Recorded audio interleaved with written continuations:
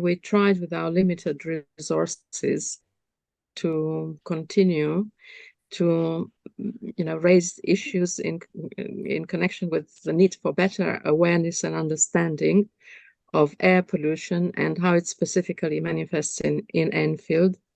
And we concentrated in particular in the first half of the year on responding to the new air quality action plan that Enfield Council has produced, and which we found that it could be needed quite a lot of improvement.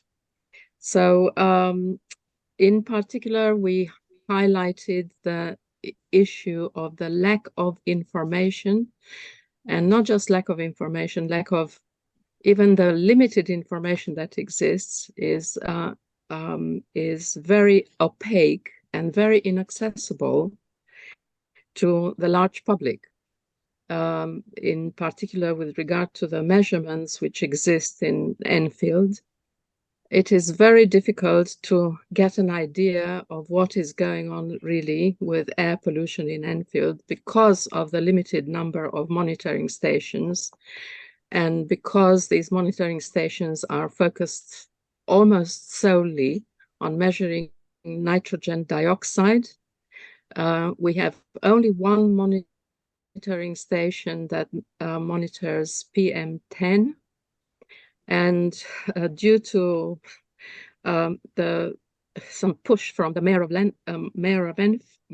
London, there are now in Edmonton 2 live monitoring nodes that any of us can access through a website run by Imperial College called Breathe London. So we can all see what is going on in those particular areas. So we are talking about 4th Street, and we are talking about the North Middlesex Hospital. Those are the only ones that we can get an idea of what is happening, but nothing in the rest of Enfield. We always have to wait for a whole year, or sometimes a year and a half before we get a report. So the latest report on the situation in Enfield is from 2022.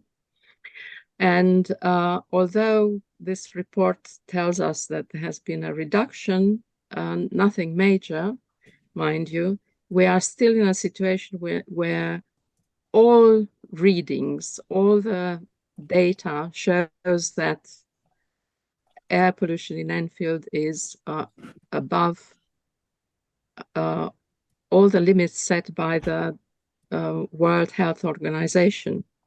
Unfortunately, Enfield Council takes a different position, which we communicated quite a lot with pollution officer, wrote through emails and a couple of times directly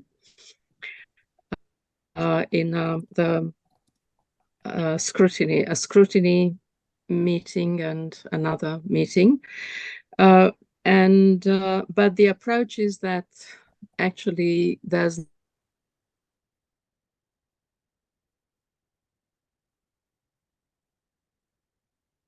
I think she's frozen. Guess let's wait and see if she comes back.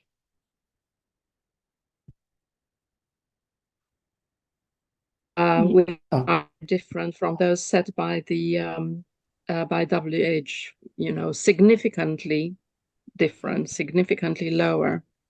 The guidance is significantly lower than those. Unfortunately, this lack of transparency is not helped by the fact that the government, the central government in this country, has decided to scrap air pollution transparency rules.